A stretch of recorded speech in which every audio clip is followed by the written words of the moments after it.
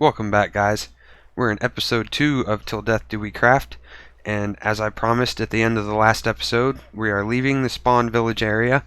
We're going to head across the reef here to a little roofed forest island that I found where I plan to build my starter house.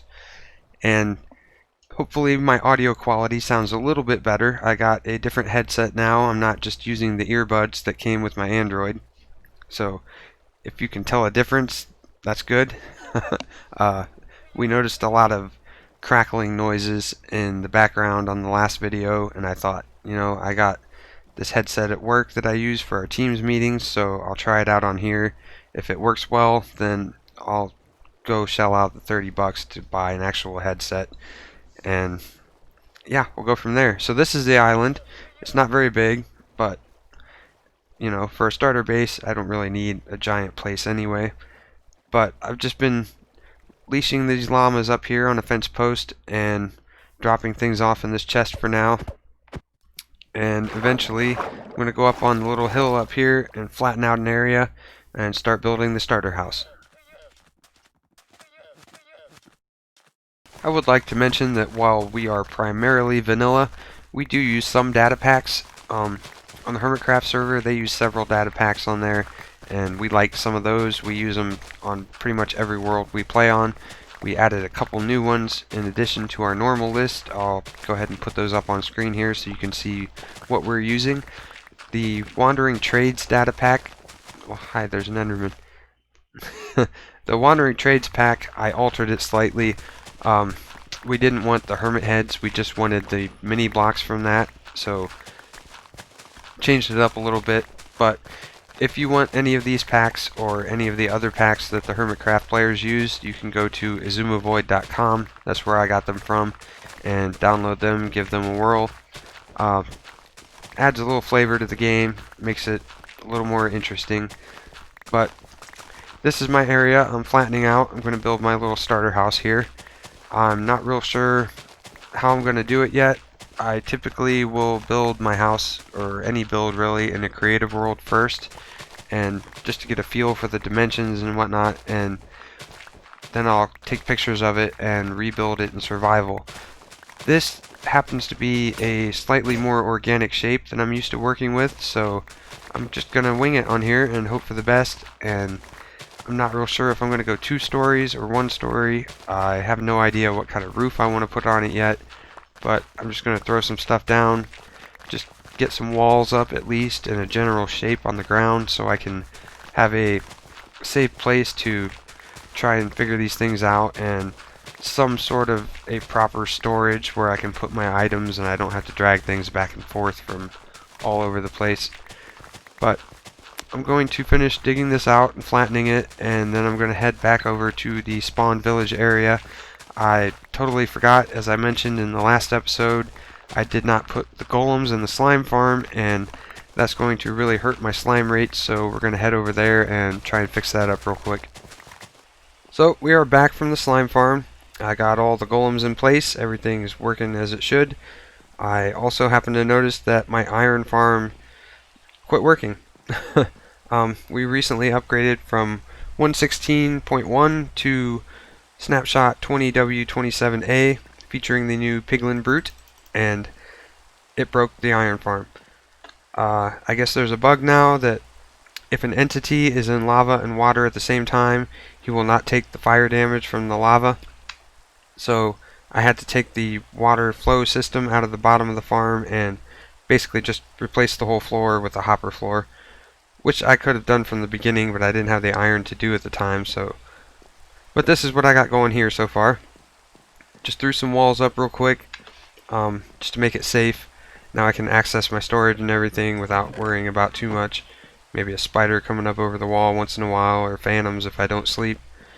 But I did put a Nether Portal right here. I didn't light it yet because Kimmy's portal is somewhere right over there, and I don't know if they're going to link up together. So I might have to go through the nether and fire it up from that side just to make sure it links up properly.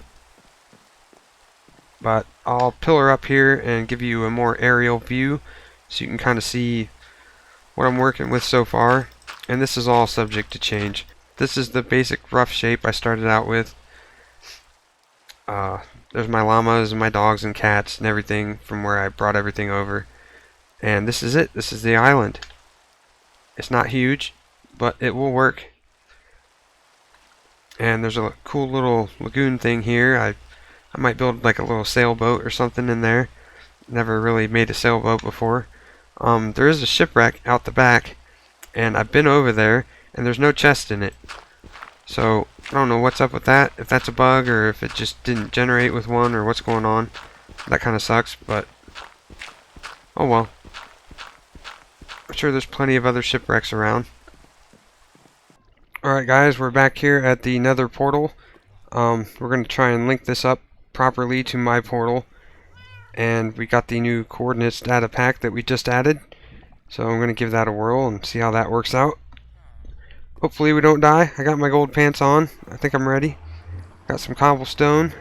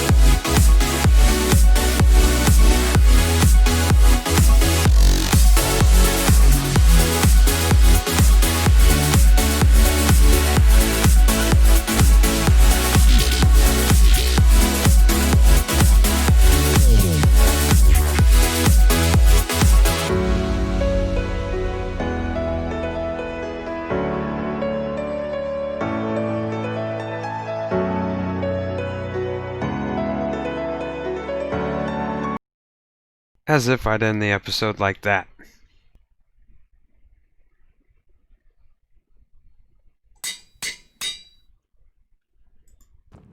So I had this pick for, I don't know, maybe an hour, hour and a half.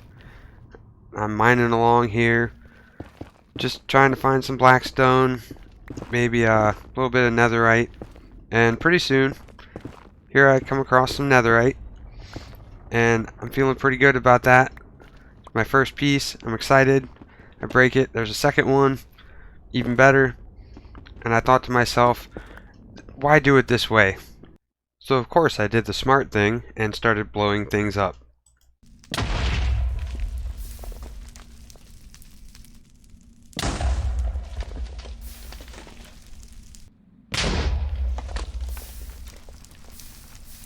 It was only a matter of time until I accidentally right-clicked a bed and blew my face off. Unfortunately, I did not happen to capture my gruesome death on video, and Silky, who let these snakes on this plane, is gone.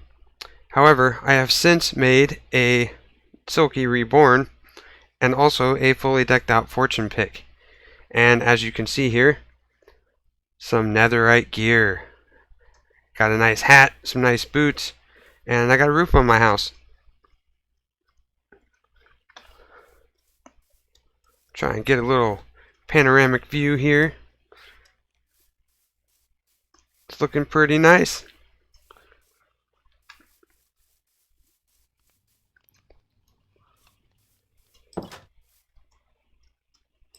As you can see, I have redone the floor in here. Tried to decorate a little bit, put a ceiling in, tried to make it look kind of nice. I like it. I think it turned out pretty well so far. I haven't really done anything upstairs yet, but I have this nice little balcony out here where you can come out and enchant things and then walk around on the roof and snipe any would-be evildoers out there. I got a chimney here. It's looking pretty nice. I like it. I also wanted to mention this little thing I learned from Python. If you put your doors in sideways like this instead of facing forwards, then when you pull up your F3 screen here, this door is technically, you'll see over on the right by the red, this is actually closed right now. So when I close the door, it says open true. This is actually technically open. So any zombies or zombie piglins, I guess I should say, will not attempt to break the door down because the door to them is open. They might try and walk through it, but they're not going to get very far. So thank you, Python, for showing me that little trick. That will come in very handy for making sure my doors don't get kicked in. Raining? Not raining. Raining?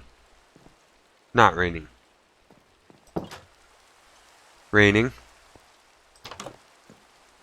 Not raining. I think there's a little bug here.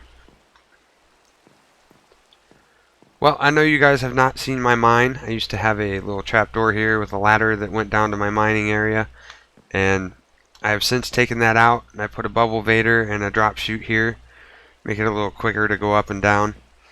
But I have been working on a bee farm down here. I kind of wanted to show you that. And this is it. Every bee farm I've ever made is basically just a campfire underneath a beehive, and I just shear it or use bottles or whatever I happen to need. So I thought for the first time I'm going to build an automated one. So on this side, it collects bottles,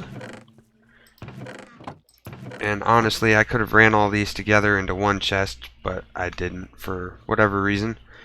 But you take the bottles, you craft them up into your little honey blocks over here, and then you put them back in the bottle return, and it goes up a bubble vader here into a hopper system that redisperses the bottles into the dispensers behind it. That way, I don't know if you know how this farm works, but basically anytime...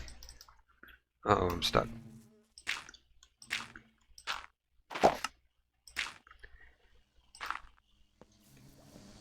anytime one of these dispensers is not full, there's an empty spot, it's going to break the farm.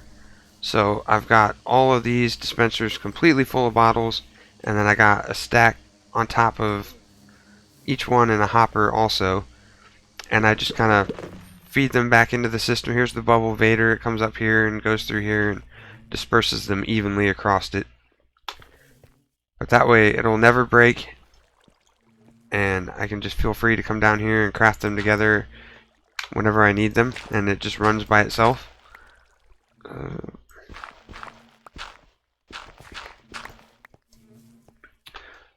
Here's my clock to shoot the items up from the dropper into the water chute.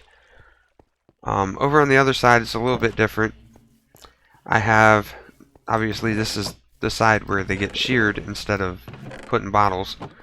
I have a light here that tells me when to add more shears into the system.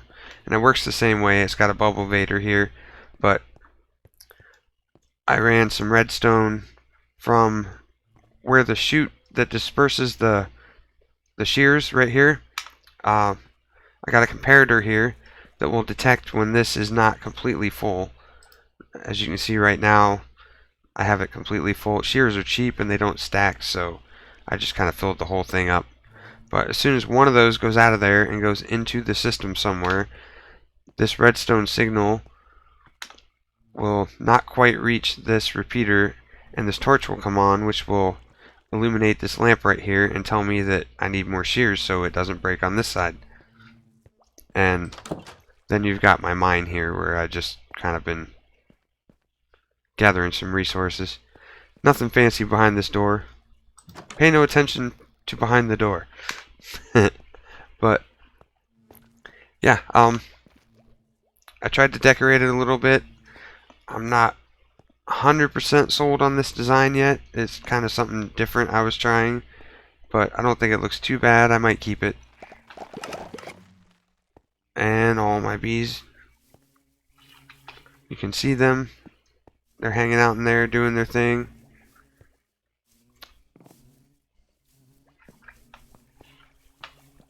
And then when I'm done, I just head back up the bubble vader.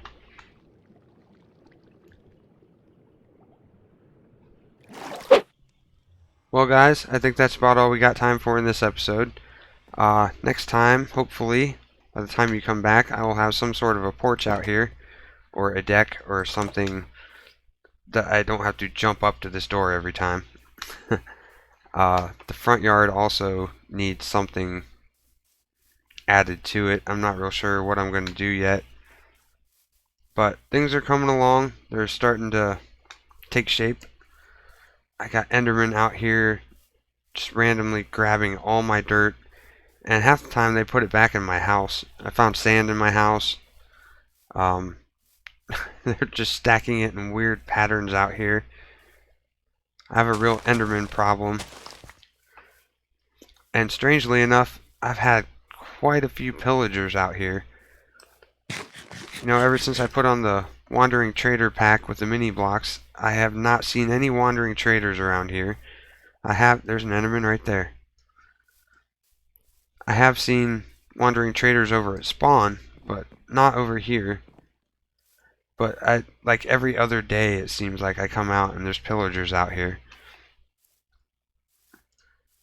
But it is what it is. This is my home. I'm going to make the most of it. And hopefully you guys are enjoying the series so far.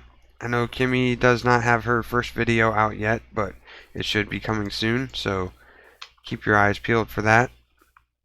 And I hope you guys like it and you come back. So until next time, I will see you then.